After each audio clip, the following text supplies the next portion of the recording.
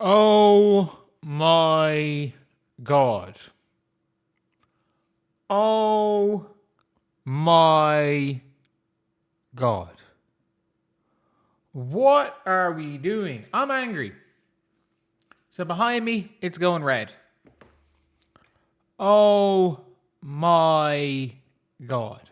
I'm going to go into full detail about this over in another video because as of right now, my tongue is fucked and I'm going to try to, get that right so I can speak more for an actual rant video. But what are we doing? Silver persuaded Engelbert to suspend Alyssa Thomas.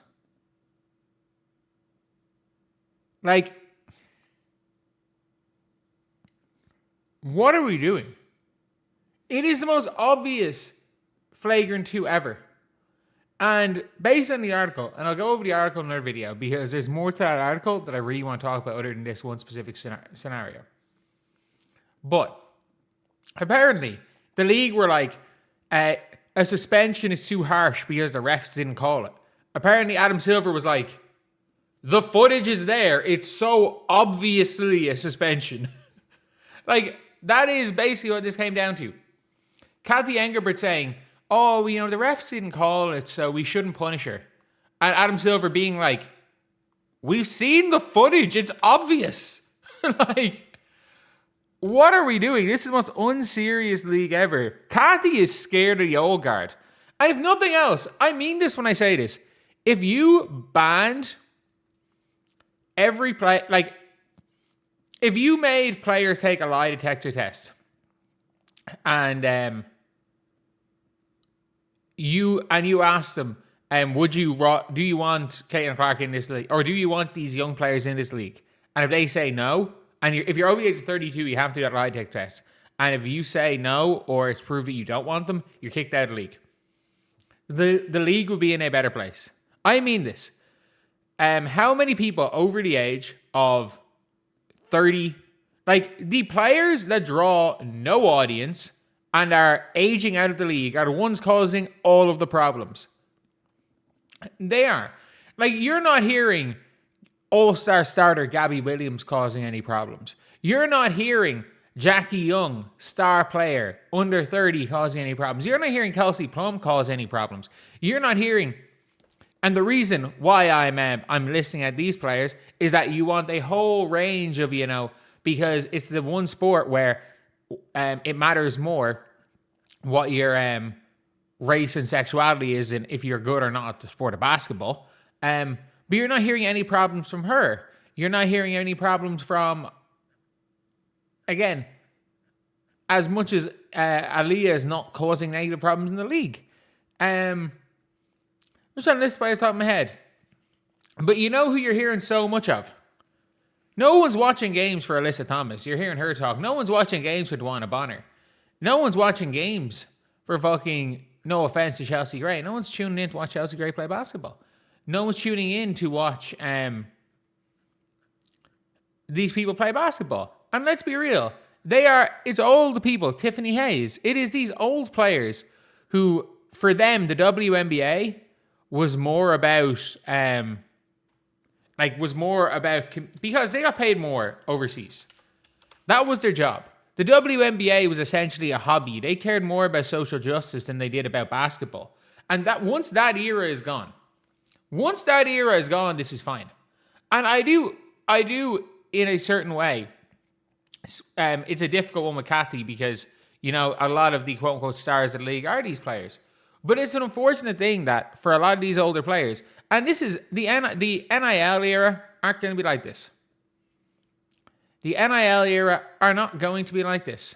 And because you're not hearing any issues, let's be real. You're not hearing any issues from rookies. You're not hearing any issues from these NIL players. Why? Because I'm going to be real. Women's college basketball is not that much less prestigious than men's, especially when it gets to conference play. The problem with women's college basketball is that there's two conferences that matter in the Big Ten and the SEC. There's only two that matters. And that is a problem. And it is it is a problem. But when you go into those games, people care. In the NCAA championship, when it was UConn, South Carolina, people really cared. Even without Caitlin Clark, like, people do care. And I think in general, people need to talk about that. But all these players, by the way, all these NIL kids, and like we heard it even with Dejanay Carrington, where they were like in the CBA, where Angel's like, oh, you know, so wait, what about us to sign rookie contracts? And Dejanay literally said, I mean, you guys might just get screwed, but you've had NIL money anyway, so you can't complain.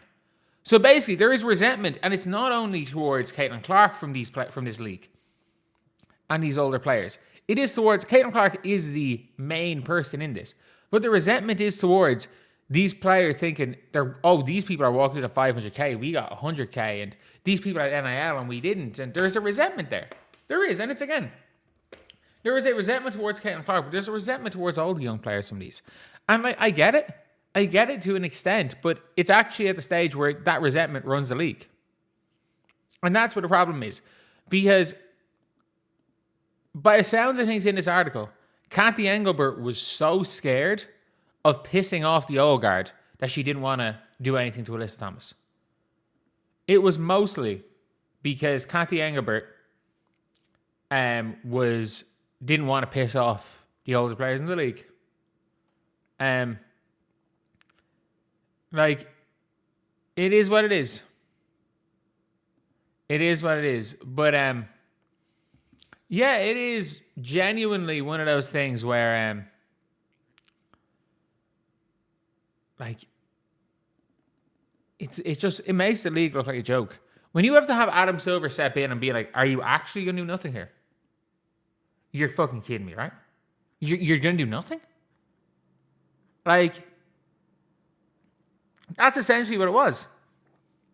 Was the league being like, oh, you know, it's unfair. The referees fucked it up at the time, so it's unfair. And Adam Silver stepping in and being like, you're kidding me, right? You're kidding me. It's obviously a suspension. Like, let's not forget. That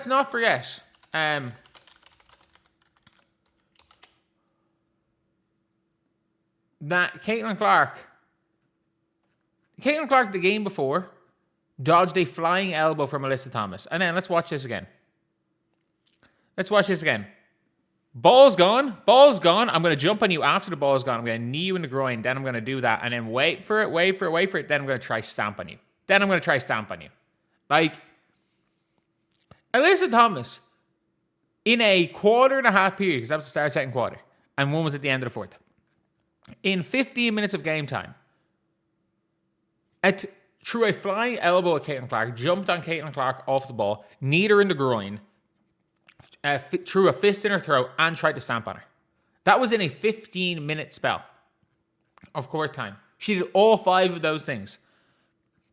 And then you've got her fans randomly being like, see, Marina Mabry shut down hate towards Jelani Hamilton for throwing a shoe because she said it was accidental. Caitlin Clark could have stopped that. So you want Caitlin Clark to say that a player who clearly tried to hurt her didn't mean to do it. Because we all know that there is an extremely high likelihood. Alyssa Thomas didn't even say it was an accident. Alyssa Thomas was asked about it, and she goes, well, the refs didn't see it, and the bench didn't see it, so it didn't happen. Alyssa Thomas couldn't even say, yeah, I didn't mean to do that, it looked bad. If Alyssa Thomas came out afterwards and said, I was going for the ball, I don't agree with the suspension, I was going for the ball, but the footage did look really bad. But yeah, I absolutely did not mean to do that to Caitlin, my bad. If Alyssa Thomas came out like that, people might believe that it was intentional. Every single person, even Alyssa Thomas's fans, even Mercury fans, think it was intentional. Everyone thinks it was intentional. The only person who can tell you for a fact is Alyssa Thomas. But she has, with her track record, you are not giving Alyssa Thomas the benefit of the doubt. Simple as that. You're not giving AT the benefit of the doubt. But yet, apparently, Cathy Engelbert was so scared of pissing off Alyssa Thomas. And I mean this. If you piss off Alyssa Thomas enough that Alyssa Thomas leaves the WNBA and never comes back, the league does not lose 1 cent of money. The league does not lose 1 cent of money if you piss off Alyssa Thomas so much that she never comes back. Like, Alyssa Thomas is a very good basketball player. Like, in terms of value somebody brings by just being at the top of their craft, yes, Alyssa Thomas brings value to the WNBA in that way. In terms of reputational value, in terms of monetary value, Alyssa Thomas, if anything, loses the WNBA money. She loses the money. She is a slightly more talented version of 2026 Draymond Green. And I think we can all agree that Draymond Green, post-pandemic, has been nothing but a bad look for the Warriors and a bad look for the league in the NBA. But anyway, yeah, that is the video. See you guys.